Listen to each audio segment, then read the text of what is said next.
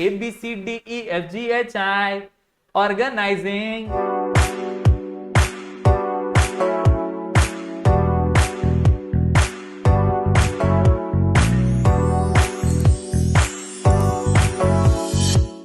Hello everyone, मैं हूं जयेश राजगुर और स्वागत है आप सभी का इस नए इंटरेस्टिंग यूट्यूब वीडियो में। दोस्तों, हम पढ़ रहे हैं क्लास 12th का OCM यानी organisation of commerce and management. ये है new syllabus chapter number 2 functions of management का लेक्चर नंबर 2। जी हां दोस्तों, पिछले वीडियो में हमने प्लानिंग फंक्शन के बारे में जाना। इस चैप्टर में हम देख रहे हैं कि मैनेजर को एज अ मैनेजर कौन से फंक्शंस निभाने पड़ते हैं, कौन से महत्वपूर्ण काम करने पड़ते हैं, जिसमें पॉस्ट डी कॉब का बहुत ही इंपॉर्टेंट रोल है। जी हां दोस्तों, हेनरी फेयोल ने तो कह दिया कि to manage is to plan, to forecast, to command, to control, to organise. लेकिन इसके अलावा लुथर गुलिक ने भी यह कहा कि भाई प्लानिंग करना, ऑर्गेनाइजिंग करना, स्टाफिंग, डायरेक्टिंग, सही दिशा में ऑर्गेनाइजेशन को लेके जाना एक मैनेजर का इंपॉर्टेंट काम होता है। साथ ही साथ तालमेल बनाए रखना यानी कोऑर्डिनेशन और कंट्रोलिंग करना यानी सही मायने में चेक करना कि जो सोचा था वो हासिल हुआ भी है या नहीं।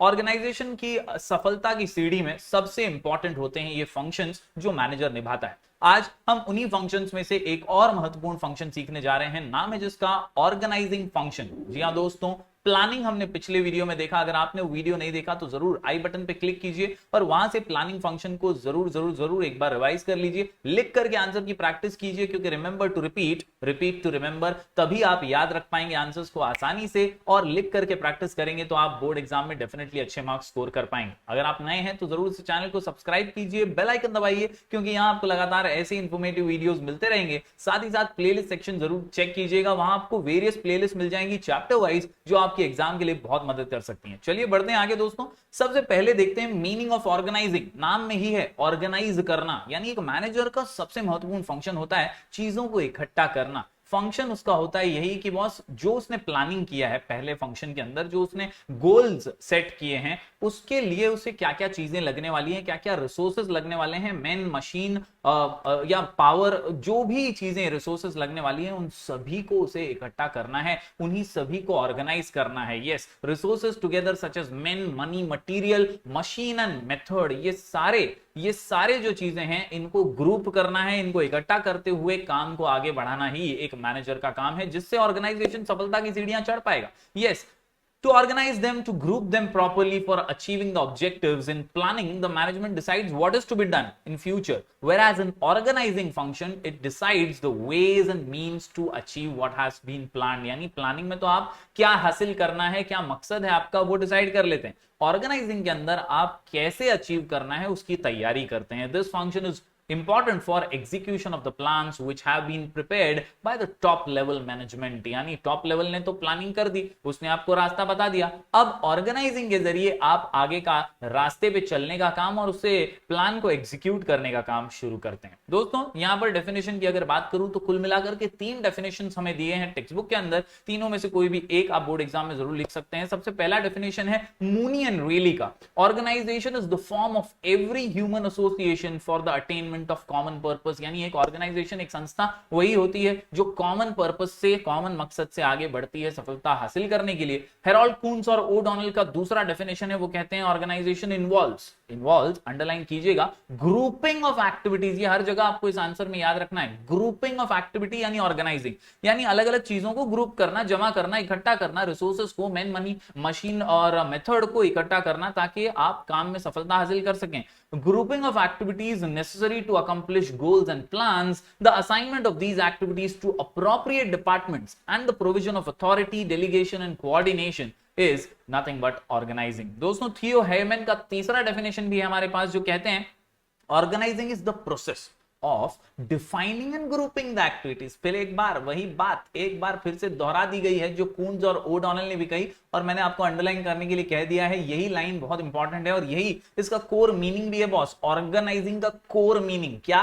Grouping of activities. ऑर्गेनाइजिंग बोले तो ग्रुपिंग ऑफ एक्टिविटीज, ऑर्गेनाइजिंग बोले तो grouping of activities of the enterprise and establishing the authority relationships among them.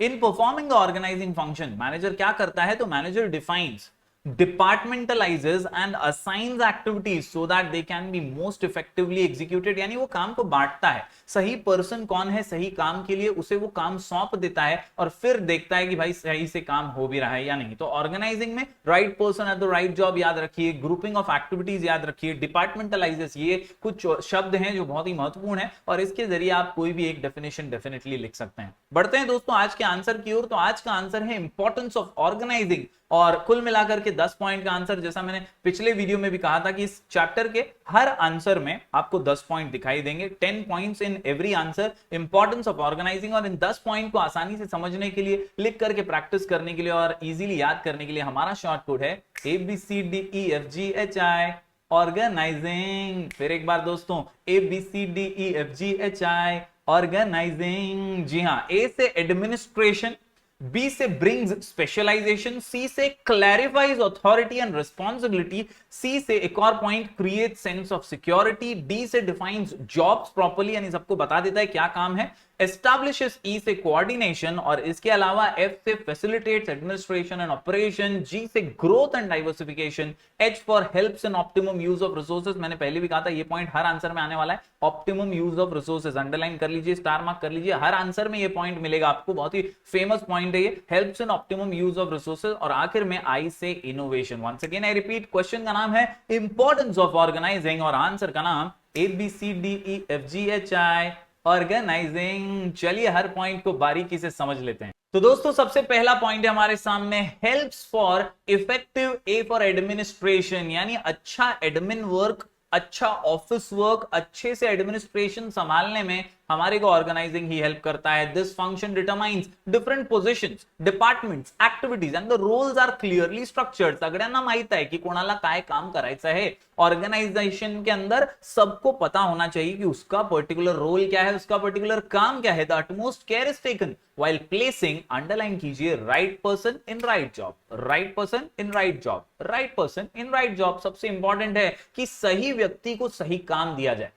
अगर आप अकाउंट्स वाले को एडवर्टाइजिंग का काम दे देंगे, मार्केटिंग का काम दे देंगे और मार्केटिंग एडवर्टाइजिंग वाले को अकाउंट्स का काम कर देंगे तो किसी को कुछ समझेगा ही नहीं। यस, तो बहुत जरूरी है कि ऑर्गेनाइज ठीक से हो, स्ट्रक्चर्ड सही तरीके से हो, राइट पर्सन को राइट जॉब मिले, तभी तो राइट अथॉरिटी से वो काम कर पाएगा और रिस्पॉन्सिबिलिटी भी ले पाएगा। It is achieved through division of work and delegation of authorities. This all leads to efficient and effective administration. तो उम्मीद करता हूं पहला पॉइंट आप समझ पाए होंगे, इफेक्टिव एडमिनिस्ट्रेशन, ABCDEFGHI में ए फॉर एडमिनिस्ट्रेशन। बढ़ते हैं दोस्तों आगे, अगला पॉइंट है बी से ब्रिंग स्पेशलाइजेशन। जी हां, जैसा मैंने कहा कि बॉस सही व्यक्ति को सही काम दीजिए, तो जिसकी जो काबिलियत है, जिसकी जो क्वालिटी है अच्छी, उसके हिसाब से उसे काम दिया जाएगा और जब उसके हिसाब से उसे काम मिलेगा तो वो उसका स्पेशलिस्ट होगा और अच्छे से काम कर पाएगा, है ना। तो एक्सपर्टीज भी मिलेगी और काम सही तरीके से, बेहतर ढंग से भी होगा। Organisational structure is a network of relationships in which the work is divided into units and department. सगळ्यांना स्वतःचं काम माहित असलं पाहिजे आणि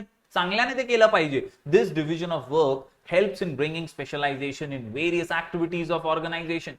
Specialization in activities leads to increase in organisational efficiency. Last line को अंडरलाइन कर लीजिए, जब स्पेशलाइजेशन आएगा तो ही तो एफिशिएंसी बढ़ेगी, स्पेशलाइजेशन से एफिशिएंसी बढ़ेगी। एफिशिएंसी बढ़ना मतलब काबिलियत को और निखारना और ऑर्गेनाइजेशन का आउटपुट बेटर कर देना। बढ़ते हैं दोस्तों आगे, अगला पॉइंट है ABC, सी से क्लैरिफाइज अथॉरिटी एंड रिस्पॉन्सिबिलिटी। वापस से सेम टू सेम चीज है दोस्तों, अथॉरिटी किसका काम है वो उसे पता होगा, उसे पता होगा कि यार ये मेरी अथॉरिटी है। और जब अथॉरिटी आती है तो साथ में रिस्पॉन्सिबिलिटी तो आती ही है दोस्तों। हमने प्रिंसिपल्स ऑफ मैनेजमेंट के आंसर में पढ़ा है, authority and responsibility go hand in hand. तो यहां पर वही बात क्लियर की गई है कि ऑर्गेनाइजिंग फंक्शन एक ऐसा फंक्शन है जिसके जरिए मैनेजर जो होता है ना, वो क्लैरिटी प्रोवाइड कर देता है, वो बता देता है अपने एम्प्लॉइज को कि भाई तेरा काम ये, तेरे को ये ठीक से करना है। Yes, authority and responsibility. Organisational structure defines role to every manager. This can be done by delegating the authority to every manager and clarifying the way he has to exercise those powers. त्याला कसं काम करायचं ते सांगून टाकतात और अच्छे से वो काम करेगा ऐसा पावर्स भी उसको दे देते हैं, so that misuse of power does not take place. Well defined jobs and responsibilities helps in bringing efficiency into managers working. This helps in increasing productivity. यानी अगर प्रॉपरली पता है कि मेरा इतना काम है, मेरा इतना टारगेट है, मुझे इतने टाइम में कंप्लीट करना है, तो वो मैनेजर और मेहनत से काम करेगा, एफिशिएंटली काम करेगा बढ़ेगा और इसका जो फायदा है वो ऑर्गेनाइजेशन को होगा, ऑर्गेनाइजेशन की भी प्रोडक्टिविटी बढ़ जाएगी। बढ़ते हैं दोस्तों आगे, अगला पॉइंट भी सी से ही है, क्रिएट्स सेंस ऑफ सिक्योरिटी। दोस्तों यहां पर याद रखिए कि जब क्लैरिटी होती है ना हर चीज की, पता होता है कि किसका क्या काम है। कई बार ऐसा होता है ऑर्गेनाइजेशन में किसी को काम पे तो रख लिया जाता है लेकिन उसका जॉब जो होता है ना वो क्लियर नहीं होता, वो कुछ भी काम कर रहा है, उसको ये काम दे दिया वो भी कर लिया, दूसरा काम दिया वो भी कर लिया, हालांकि वो सिर्फ रखड़पट्टी कर रहा है, यहां पर उसका प्रॉपरली जॉब डिफाइंड नहीं है। ऐसे में वो कई बार कंटाल भी जाएगा, वो व्यक्ति सोचेगा कि यार यहाँ पे तो कुछ भी काम करवा रहे हैं, मेरा कोई स्पेसिफाइड रोल ही नहीं है, मेरा कोई स्पेसिफाइड काम ही नहीं है, तो ऐसे में उसको जॉब छोड़ने की भी नौबत आ सकती है। इट इज ऑलवेज अंडरस्टूड कि ऐसे में सेंस ऑफ सिक्योरिटी नहीं रहती, उसे पता है कि यार ये लोग को तो जरूरत पड़ेगी तो रखेंगे वरना निकाल भी देंगे। Organisational structure clarifies the job positions. आप मैनेजर हैं, आप सेक्रेटरी हैं, आप क्लर्क हैं, आप हेड क्लर्क हैं, आपका रोल डिफाइन करता है organizing function. It clearly states the duties and responsibilities of everyone. हर किसी को क्या काम करना है वो पता चल जाता है ऑर्गेनाइजिंग के जरिए। Everyone can work accordingly. Clarity in jobs and powers helps in increasing mental satisfaction. आप भी मेंटली सेटिस्फाइड रहेंगे कि हाँ मेरा काम रोज का ये है, ये मुझे करना होता है, ये मेरा ऑफिस का ड्यूटी है, ये मैं कर लूंगा तो मेरा काम फिट, मामला हिट और answer super hit. Yes, mental satisfaction and create sense of security among the employees. अगर काम क्लियर नहीं होता ना तो एक मेंटल डिससैटिस्फैक्शन सा आ जाता है और हमेशा एम्प्लॉय ये सोचते रहता है कि यार इस जॉब में मजा नहीं है, ये जॉब शायद छोड़ना पड़ जाए या ये लोग मुझे निकाल दें। तो ऐसा नहीं होना चाहिए। अगर ऑर्गेनाइजिंग फंक्शन ठीक से होगा तो सेंस ऑफ सिक्योरिटी क्रिएट हो जाएगी। बढ़ते हैं दोस्तों आगे, ABCD में डिफाइंस द जॉब्स प्रॉपर्ली। फिर से एक बार वही कहानी घूम घूम के आपके सामने है, यानी नाम है इसका डिफाइंस जॉब प्रॉपर्ली, यानी अगर राइट पर्सन राइट जॉब पर है तो उसका जॉब उसे क्लियरली पता है, उसे मालूम पड़ गया है कि कौन सी चीज कहां है। Organisational structure helps in putting right man on right job which can be done by selecting people for various departments according to their qualification, skill and experience। म्हणजे इंटरव्यू लेने के टाइम पे आप क्वालिफिकेशन देखो, उसके स्किल्स देखो, वो कौन सी चीज में अच्छा है वो जांचो परखो और फिर उसे वही टाइप का काम दो जिसमें वो अच्छा है, तभी तो वो अच्छे से काम कर पाएगा और ऑर्गेनाइजेशन को सफलता दिला पाएगा। This is helping in defining the jobs properly which clarifies the role of every person. तो यहां पर हर व्यक्ति का अपना जॉब क्लैरिफाई हो जाएगा और वो सही मायने में प्रोडक्टिव काम कर पाएगा। बढ़ते हैं दोस्तों आगे, अगला पॉइंट है एस्टैब्लिशेस कोऑर्डिनेशन। ये पॉइंट हमने प्लानिंग में भी देखा था, फैसिलिटेट्स कोऑर्डिनेशन था, यहां पर एस्टैब्लिशेस कोऑर्डिनेशन है। दोस्तों सिंपल सी बात है कि प्लानिंग और ऑर्गेनाइजिंग ये दोनों ऐसे फंक्शन है जिनके जरिए तालमेल बैठता है,